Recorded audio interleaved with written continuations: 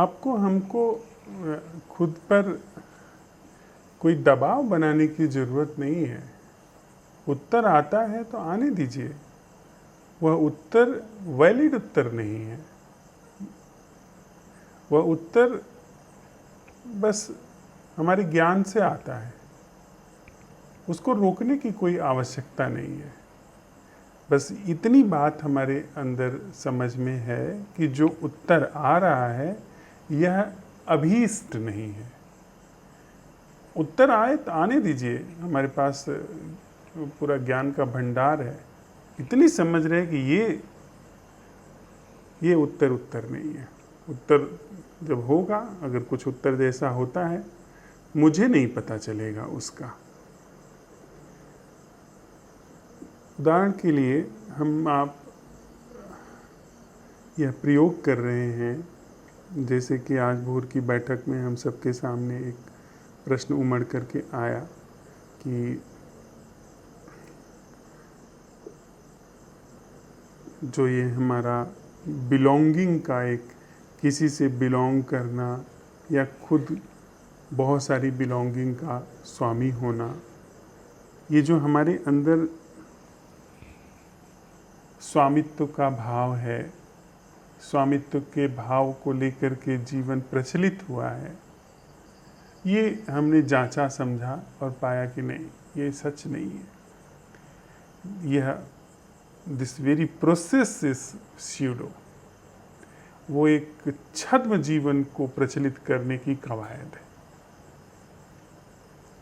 किसी की बात मान करके हमने नहीं जाना, हमने अपने विवेक से यह बात समझी, तो फिर यह प्रश्न हमारे सामने प्रचलित हुआ, अंकुरित होकर के आया कि वो जीना क्या है जिसमें कोई स्वामित्व नहीं है, कोई स्वामी नहीं है। स्वामित्व नहीं है मतलब कोई स्वामी नहीं है। अब इस प्रश्न में ही उत्तर है, मतलब प्रश्न के ठीक से बोए जाने में ही उत्तर है। उत्तर अंकुरित हो जाना है। मैं अगर ये सवाल उठाता हूँ कि जो कि मैं अब तक ऐसे जीता आया हूँ कि कोई मेरा होकर के रहे या मैं किसी का होकर के रहूँ, दोनों एक ही बात है। मैं किसी का होकर के रहूँ या कोई मेरा होकर के रहे, मैं कुछ का मालिक हूँ या कुछ मेरा मालिक हो, एक ही प्रक्रिया के दोनों ढंग हैं। ऐसे मैं जीता आया हूँ। जब मैं किसी का मालिक नहीं होता हूँ या मेरा कोई मालिक नहीं होता है, ऐसे जीवन को मैं ऐसा समझता हूँ कि वह मुर्दे जैसा है। फिर मेरे जीवन में कोई भी, जैसे कि एक व्यक्ति जो भिक्षुक है, भिखारी है, यद्यपि हम देखते हैं जिन भिखारियों को उनके पास भी बहुत कुछ होता है, लेकिन सही अर्थों में भिखारी के, जिसके पास कुछ भी नहीं, तो आप देखिए फिर उसकी महिता हिन्न होती है, मतलब निस्तेज होता है, कोई जीवन के अंकुर नहीं। और जिसके पास बहुत ज़्यादा है, कोई राजनेता है, तो उसका देखिए फिर कितना चेहरा दमकता रहता है, चमकता रहता है।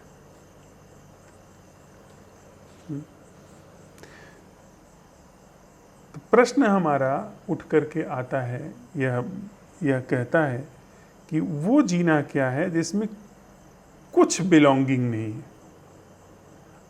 जैसे एक सम्राट अपने पास कुछ नहीं रखता है, अब वह किसी चीज पर कब्जा नहीं जमाता क्योंकि सब कुछ उसका है। जैसे सुबह की हमने कहानी में समझा, आप किसी चीज को अपने पास हथिया करके तब रखते हैं जब आप ऐसा समझते हैं कि अगर मैं हथिया करके नहीं रखूंगा तो दूसरा हथिया लेगा। कह पाया मैं बात? जब कोई दूसरा हथिया ही नहीं सकता है, जब कोई दूसरा हो ही नहीं सकता है, तो मैं स्वामित्व क्यों करूंगा? समझे यह बात? तो हम यह नहीं, इस जगह पर नहीं उतरना चाहते हैं, इस बोध में, इस समझ में नहीं उतरना चाहते हैं कि असल में जो मेरे अंदर स्वामित्व की आकांक्षा है यह एक भ्रम से पैदा हो रही है। हो सकता है कि ऐसा हो कि यहां पर अनन्य घट हो, अनन्य जीवन हो, ऐसा जीवन हो जिसमें कोई अन्य होता ही नहीं। ऐसा जीवन का जो मौलिक स्वरूप हो वह दूसरे से मुक्त हो या खुद से मुक्त हो। खुद से मुक्त होना यानी दूसरे से मुक्त होना, दूसरे से मुक्त होना यानी खुद से मुक्त होना। दोनों चीजें युगपत ढंग से आती हैं, साथ साथ आती हैं। दूसरा तभी आता है जब मैं होता हूं, मैं तभी होता हूं जब दूसरा आता है, हा? तो जीवन का जो मौलिक स्वभाव है उसमें स्वामित्व की कोई बात ही नहीं है। क्यों? क्योंकि वह प्रभु है। प्रभु का मतलब चारों तरफ वह विद्यमान है, वह सकल में समाया हुआ है। तो किस चीज की मालकियत करेगा? उसके अतिरिक्त, जीवन के अतिरिक्त, उस अखंड जीवन के अतिरिक्त कुछ और है ही नहीं। तो किसकी मालकियत करेगा और क्यों मालकियत करेगा और कैसे मालकियत कर पाएगा? हम जो यह मालकियत की आकांक्षा करते हैं उसकी बराबरी करने के लिए हम सब 8 अरब लोग धरती पर हैं, 8 अरब लोग परमात्मा की बराबरी कर रहे हैं, उस स्वयंभू जीवन की बराबरी कर रहे हैं। वह जो किसी चीज को ओन नहीं करता है और सब में विद्यमान है, उसकी मालकियत अनूठी है, उसकी मालकियत अद्वैत की मालकियत है। उसकी कॉपी कर रहे हैं कब्जा करके, मालकियत जमा करके। कैसे हम उसके सामने सफल हो सकते हैं? यह बात अगर भली भांति समझ में आ गई तो प्रश्न उठने में ही बात घट गई। जैसे ही हमने यह सवाल उठाया, क्या कोई जीना ऐसा है जिसमें कोई मालकियत नहीं है, कोई मालिक नहीं है, कोई स्वामित्व की आकांक्षा नहीं है, कोई स्वामित्व का बोध नहीं है? क्या कोई जीना ऐसा है? इस प्रश्न में ही उत्तर है, यानी उत्तर तक की मालकियत आपसे चली गई। आप उत्तर के मालिक होते हैं ना। हमारा आपका ज्ञात हमारी संपदा है। हम कहते हैं ना इंटेलेक्चुअल प्रॉपर्टी, बौद्धिक संपदा।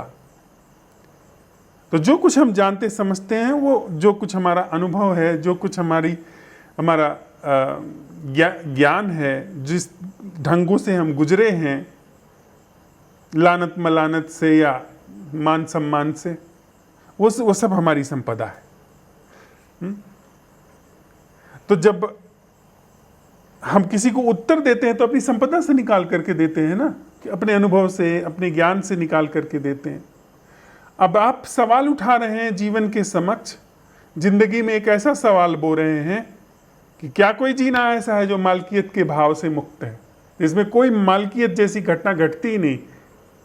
मालकियत दोयम दर्जे की बात है, मालकियत छद्म दर्जे की बात है। मालकियत से ऊपर कोई चीज होती है, प्रभुता, सर्व व्यापकता, वो मालकियत से श्रेष्ठ घटना है, मालकियत से अनूठी घटना है। दोनों में कोई तुलना नहीं। अब अगर आप वह सवाल उठा रहे हैं तो इधर जो मालकियत वाले ढंग हैं कोलैप्स हो जाएंगे ना। मतलब आपने सवाल उठाया, अगर आप उत्तर की आकांक्षा कर रहे हैं तो आप मालकियत, उत्तर के मालिक होना चाहते हैं, चाहे वो वैचारिक उत्तर ही क्यों ना हो। प्रश्न उठाया आपने और उत्तर की आकांक्षा नहीं है, प्रश्न सिद्ध हो गया। आप अनजाने में ही उतर गए उसमें जो प्रभु है। कह पाया मैं यह बात?